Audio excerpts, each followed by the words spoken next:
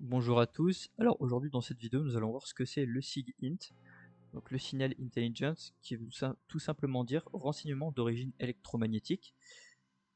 Alors le SIGINT consiste à détecter, intercepter, analyser et exploiter les signaux électromagnétiques émis par des équipements ou des communications afin d'en extraire des renseignements utiles sur les origines, le contenu, la localisation ou le comportement de l'émetteur. Donc en 1, nous avons la détection. Les capteurs détectent une émission électromagnétique. En 2, interception. Le signal est capté et enregistré par les systèmes. En 3, l'identification. Analyse des caractéristiques. Fréquence, modulation, puissance, protocole. Ensuite, nous avons la localisation. Croisement des données pour estimer la position de l'émetteur. En 5, nous avons l'analyse. Extraction d'informations, contenu, type d'équipement, intention, activité. Et en 6, nous avons l'exploitation, regroupement avec d'autres renseignements OSINT, IMINT, UMINT, GeoINT. Voilà. Donc là, du coup, quels signaux sont analysés? Communication, radio, satellite, téléphone mobile, liaison de données. Donc ça, c'est utilisé dans la vie de tous les jours. Radar, radar militaire, radar météo, système de guidage, contrôle aérien. Ensuite, nous avons émissions électroniques, équipement militaire, système embarqué, capteur, drone, véhicule, etc. Quelle information extraire? Localisation de l'émetteur, identification du système, fréquence et mode d'émission, horaire et comportement, contenu des communications, donc bien évidemment soumis à autorisation légale selon la législation en vigueur. Voilà. Alors ensuite, un signal radio est détecté chaque soir à 22 h sur la fréquence 453.225 MHz. Durée 2 minutes 35. Puissance moyenne, origine probable secteur nord-est, type probable relais radio VHF, confiance 78%. Grâce au SIGINT, on peut suivre l'activité d'un émetteur, comprendre ses habitudes et cartographier son réseau de communication. Voilà, donc en gros, on peut trouver la position exacte, voire à côté, parce que des fois c'est souvent pas très précis. Voilà.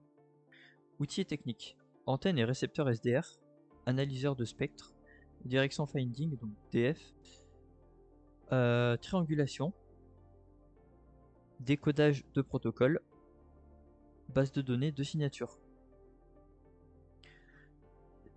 SIGINT et les autres domaines. Le SIGINT devient encore plus puissant lorsqu'il est combiné avec d'autres types de renseignements. Donc là on a le SIGINT, donc les signaux, l'OSINT, source ouverte, GeoINT, données géographiques, UMINT, source humaine, IMINT, image. Donc là du coup ça fait un renseignement complet. Voilà. Cadre légal important. L'interception de communications ou de signaux sans autorisation est strictement encadrée par la loi article 226-15 du code pénal en France. Ces techniques sont réservées aux autorités habilitées à utiliser responsablement. Ces connaissances sont à but éducatif et préventif uniquement. Ne jamais utiliser ces techniques pour porter atteinte à la vie privée ou enfreindre la loi. Voilà. Donc là, on va passer sur un site test. Alors, renseignement d'origine électromagnétique. Donc tout simplement, le SIGINT consiste à détecter, caractériser, localiser et analyser des signaux afin de tirer des renseignements sur un émetteur, un système ou une activité. Donc en 1, on va essayer de le comprendre. Donc qu'est-ce que le SIGINT? Un domaine du renseignement fondé sur les émissions électromagnétiques et les caractéristiques des signaux. Une analyse technique. L'analyse peut porter sur la présence du signal, sa fréquence, sa largeur de bande, son mode d'émission, sa puissance, ses horaires et sa signature. Les résultats doivent être vérifiés et recoupés avant toute conclusion. Le SIGINT ne fait pas partie de l'OSINT. Donc en gros c'est... comment dire? C'est... alors... c'est pas une branche non plus, c'est autre chose, mais on peut combiner les deux. Donc pour tout simplement avoir des informations. Le SIGINT exploite des sources ouvertes, tandis que le SIGINT étudie des émissions électroniques. Ils peuvent cependant être combinés dans un autre cadre autorisé. Voilà. Si vous avez des autorisations, vous avez le droit, donc vous pouvez le faire. Les principaux domaines. Communication, intelligence. Donc oui, alors du coup dans le SIGINT, il y a plusieurs domaines, plusieurs branches, qu'on va voir tout simplement. Donc COMINT, communication intelligent, renseignements associés aux communications entre des personnes ou des systèmes communicants. Réseau de communication, horaires et schémas d'activité, paramètres techniques associés. Elite, Electronic Intelligence. Analyse des émissions électroniques qui ne sont pas principalement destinées à la communication. Radar et détection, signature électronique, identification probable d'un système. Ok. Physint, instrumentation, signals. Donc ça, qu'est-ce que c'est? On va le voir de suite. Étude des signaux de télémesure, de test et des systèmes instrumentés. Télémesure, données de test, performance et activité. Voilà. La chaîne d'analyse. Donc là, du coup, en 1, détecter, constater une émission dans un environnement autorisé. En 2, caractériser, observer fréquence, durée, modulation et puissance. Identifier, comparer la signature avec des références connues. Localiser, estimer une direction ou une zone par observation autorisée. En 5, en 4, pardon. Et après en 5, recouper, on doit du coup recouper, comparer avec le GINT, le GeoINT ou l'IMINT. Donc là en gros c'est pour vérifier l'information. Voilà, si elle est bien valide et si c'est bien celle-là. Voilà. En 4, analyseur de spectre simulé. Donc là on va faire une simulation. Le graphique est entièrement synthétique, aucune antenne, radio ou carte son n'est utilisée. Donc là du coup c'est complètement simulé. Voilà. Donc là en fréquence par exemple, on va mettre. Allez, on va mettre 255.380 MHz. En puissance, on va mettre 72%, c'est très bien. Largeur de bande, on va mettre 34 kW.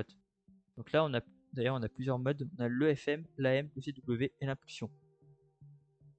Donc là, qu'est-ce qu'on peut voir? Qu'on a le signal qui est totalement normal et que d'un coup, hop, alors il descend un peu et hop là il remonte. Pareil, il descend un peu, il remonte, il redescend, il remonte et après il descend, il monte légèrement et après il redescend. Voilà. Là on peut voir que du coup ici il y a quelque chose. C'est pour ça qu'il y a un pic. Et donc du coup là on peut voir que la confiance elle est à 80%. 83% pardon. Parce que du coup ici il y a effectivement quelque chose. Donc on a détecté un signal. Après l'AM on peut voir que c'est aussi différent. Alors du coup là on peut voir que c'est complètement c'est différent. On peut voir que tout simplement du coup on peut voir que ça monte d'un coup et après ça redescend. Et après on peut voir que ça monte, hop là, encore un pic et après que ça redescend. Après ça remonte et après ça redescend et que ça revient à la normale. Donc là du coup on peut voir que ici au niveau des lignes elles sont un petit peu en vague et que là d'un coup il y a une ligne. Donc là on peut voir aussi qu'il y a un signal. Donc on voit que la confiance effectivement elle est à 80%. En CW. Donc là c'est pas du tout pareil. Donc là tout simplement les lignes elles sont normales et là d'un coup ça monte. Et après hop là ça redescend et ça revient à la normale. La confiance pareil 80%. On peut voir qu'ici il y a effectivement quelque chose. Et en impulsion, alors là c'est complètement différent. C'est que des lignes droites. Donc là en fait ça monte, ça descend, ça monte, ça descend, ça monte, ça descend, etc. etc. pour revenir à la normale. Donc là on peut voir que la confiance elle a monté, elle est à 85%. Donc du coup là on est plus sur un signal à impulsion. Voilà. Ensuite, responsabilité. Cadre légal et bonne pratique. Les communications privées sont protégées. En France, l'interception, l'utilisation ou la divulgation de correspondances électroniques effectuées de mauvaise foi sont pénalement encadrées.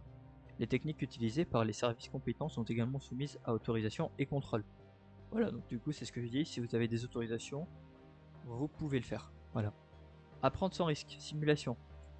Donc là du coup, on va voir on va voir tout ce qu'on a déjà fait. Données entièrement synthétiques. Donc là là du coup ce sont les données qui sont voilà, là ce sont des données fictives, donc du coup je peux le faire. Matériel personnel, uniquement sur ses propres appareils. Donc, du coup là c'est mieux de le faire sur ses propres appareils, du coup c'est complètement légal. Laboratoire autorisé, donc, là du coup on est sur un laboratoire, donc, du coup c'est autorisé. Cadre et permission explicite, donc, là du coup voilà, donc là c'est dans un cadre légal bien évidemment. Diffusion publique, respecter leur destination et les règles applicables. Donc du coup il faut respecter du coup où vont les données. Voilà, donc il faut, parce qu'on peut faire crash par exemple, on peut faire crash une radio tout simplement en envoyant trop de données. Du coup forcément, et là du coup ça rentre pas dans le respect. Voilà. Code pénal, on va lire ça de suite. Article 226-15 du code pénal. Le fait commis de mauvaise foi d'ouvrir, de supprimer, de retarder ou de détourner des correspondances arrivées ou non à destination est adressé à des tiers ou d'en prendre frauduleusement connaissance est puni d'un an d'emprisonnement et de 45 000 € d'amende. Est puni des mêmes peines le fait commis de mauvaise foi d'intercepter, de détourner, d'utiliser ou de divulguer des correspondances émises, transmises ou reçues par la voie électronique ou de procéder à l'installation d'appareils de nature à permettre la réalisation de telles interceptions. Lorsqu'ils sont commis par le conjoint ou le concubin, donc là, bon, ça rentre dans... là c'est un exemple, hein, de la victime ou le partenaire lié à la victime par un pacte civil de solidarité, ces faits sont punis d'une peine de 2 ans d'emprisonnement et de 60 000 € d'amende. Voilà. Ensuite, on a l'ARCEP, donc les fréquences en France. Et après, du coup, donc en gros, parce qu'effectivement, il y a une limite à utiliser certaines fréquences. Et du coup, on a les techniques de renseignement du coup que propose le CNCTR. Voilà. Donc là, vous avez plein de petites documentations, etc. à prendre connaissance. Je vais montrer pareil pour l'ARCEP. Pareil, donc là, on a plein de petites documentations, etc. Voilà. Donc le SIGINT est-il une catégorie de l'OSINT? Non, ce sont deux disciplines différentes, mais si leurs résultats peuvent être recoupés dans un cadre autorisé. Du coup, les deux vont ensemble, mais ce ne sont pas du tout, ils ne vont pas du tout dans les mêmes catégories. Que peut révéler un signal sans lire son contenu? Sa présence, ses horaires, sa fréquence, sa modulation, sa durée, sa puissance relative et parfois une zone d'origine probable. Une communication radio est-elle forcément publique? Non, le support radio ne transforme pas automatiquement une communication privée en contenu librement exploitable. Voilà, voilà. Donc j'espère que cette vidéo vous aura plu. J'espère que vous avez appris des choses. Et sur ce, on se retrouve pour une nouvelle vidéo. Salut!